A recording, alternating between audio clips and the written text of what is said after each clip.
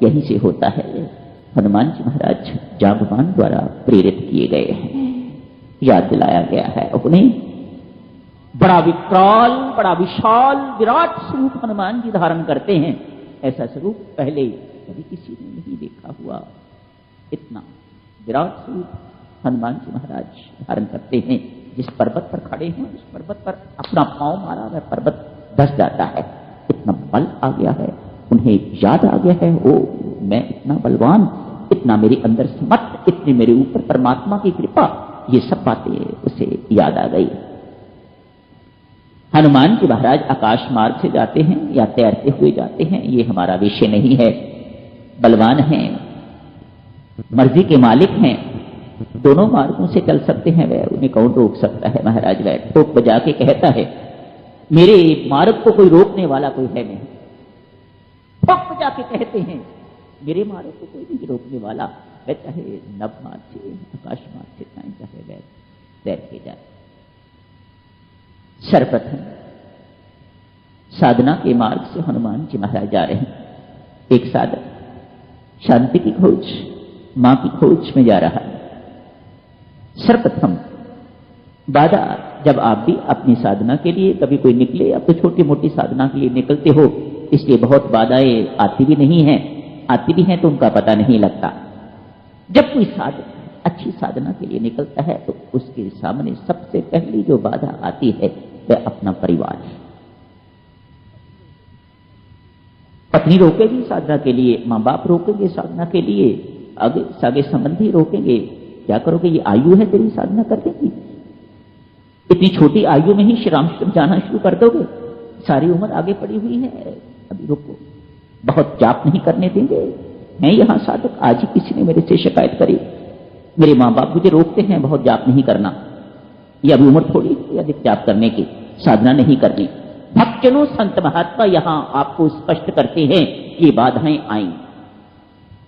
संत महात्मा कहते हैं, शास्त्र कहते हैं, साधना के मार्ग में कोई भी यदि बाधक बनता है, चाहे वह बाप है, चाहे वह पति है, चाहे वह मां है, चाहे वो कोई सगा संबंधी है, शास्त्र कहता है वह पापी है। पत्नी जा रहा है, पति जा रहा है साधना के लिए, पत्नी रुकावट बनती है। स्वामी जी महाराज ने लिखा, पत्नी को बाधा नहीं बनना चाहिए, ना सेवा के कार्य में ना साधना के कार्य में उसे जाने देना चाहिए, उसे ये इजाजत, उसे रुकावट नहीं। संत महात्मा यहां एक छोटी सी बात स्पष्ट करते हैं, भक्तजनों, आप साधक हो, साधना करनी उनके कहने से बंद नहीं करनी। अभी आपने सुना ना, साधना में रुकावट डालने वाला व्यक्ति पापी है, और यदि आप उनके कहने से साधना रोक देते हैं तो मानो वह पापी हो गए। और यदि आप उनका कहना ना मान के श्री राम शरण जाना जारी रखते हैं, अपनी साधना का क्रम जो है वह जारी रखते हैं, तो वह पाप उन्हें नहीं लगेगा। हाँ, थोड़ी घर में अशांति जरूर हो जाएगी, थोड़ी किटपिट जरूर हो जाएगी, लेकिन उन्हें पाप तो नहीं लगेगा। प्रथम बाधा हनुमान जी के मार्ग में मैनाक पर्वत आया है। ये समुद्र से अरप्त हुआ है, समुद्र से ऐसे निकला है, थक गया होगा मेरा हनुमान, मानो कोई संबंधी है, कोई जानकार है, कोई हमदर्द है। ये हनुमान इतनी दूर से तैरता तैरता आ रहा है, थक गया होगा, थोड़ी सी जगह उसको ऊपर करके बना दी, मानो एक कुर्सी दे दी, एक मेज दे दिया, थोड़ी देर के लिए बैठ जाओ, विश्राम कर लो। हनुमान जी कहते हैं, महाराज क्षमा करें, राम काज किए बिना विश्राम कहा, ये सफलता प्राप्त किए बिना विश्राम नहीं, साधना में विश्राम नहीं है बात। इसलिए उनके स्नेह का तिरस्कार न करके ऐसे हाथ लगाते हैं, छूते हैं और आगे चल पड़ते हैं। हनुमान जी कहते हैं, महाराज आपका बहुत बहुत धन्यवाद, आपने मेरे लिए इतना सोचा है, आप मेरे स्नेही हैं, परम स्नेही हैं, सुहृद हैं आप, मैं आपको प्रणाम करता हूं महाराज, पर मुझे राम काज किए बिना विश्राम नहीं मिलेगा, मुझे वह काम पूरा करना है, मुझे जाने की इजाजत दीजिएगा। इस प्रकार से टच करके, इसलिए साधक जनों, हनुमान जी महाराज अपने इस कार्य से हम सबको उपदेश देते हैं, यदि आप सोचो कि आप सगे संबंधियों का तिरस्कार करके अपनी साधना में सफल हो जाओगे, तो हनुमान जी महाराज कहते हैं ऐसा संभव नहीं दिखाई देता, कठिनाई आएगी आपको। सगे संबंधियों को, अपने मां बाप को, अपने भाई बहन को, पत्नी पति को समझाना है, उन्हें रास्ते पर लाना है। उनका तिरस्कार नहीं करोगे, ये आपको तिरस्कार जो है साधना में चैन नहीं लेने देगा। इसलिए इनका तिरस्कार नहीं करना।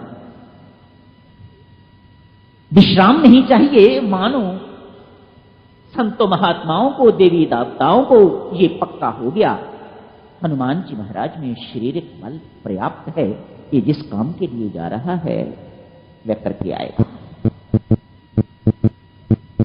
सारी की सारी प्रभु का काम है, सारी की सारी दैवी शक्तियां भी साथ में हनुमान जी महाराज के साथ।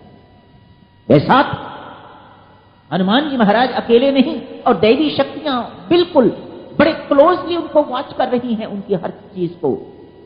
हनुमान में शारीरिक बल पर्याप्त है, बहुत अच्छे। बुद्धि बल भी चाहिए। क्या बुद्धि भी इसकी ठीक है या नहीं? आगे जाकर थोड़ी देर जाते ही एक राक्षसी प्रकट होती है, सुरसा। सुरसा को आध्यात्मिक दृष्टि से कीर्ति कहा जाता है। जब इंसान किसी भी सत्कर्म करने के लिए निकलता है तो कीर्ति, प्रशंसा उसका पीछा पीछा करना शुरू कर देती है, आगे पीछे घूमने शुरू कर देती है, यशमान मिलना शुरू हो जाता है, वह होनी शुरू हो जाती है। 2-3 दिन आप कहीं जूतने पर खड़े हो, बहुत अच्छा है, देखो छोटी उम्र है, कितनी लगन लग गई है इसको। ये बातें आम सुनने को मिलती हैं, प्रशंसा सुनने को मिलती है, यशमान आगे आता है। इसी को सुरसा कहा जाता है, कीर्ति कहा जाता है। क्या स्वभाव है इसका? यही ना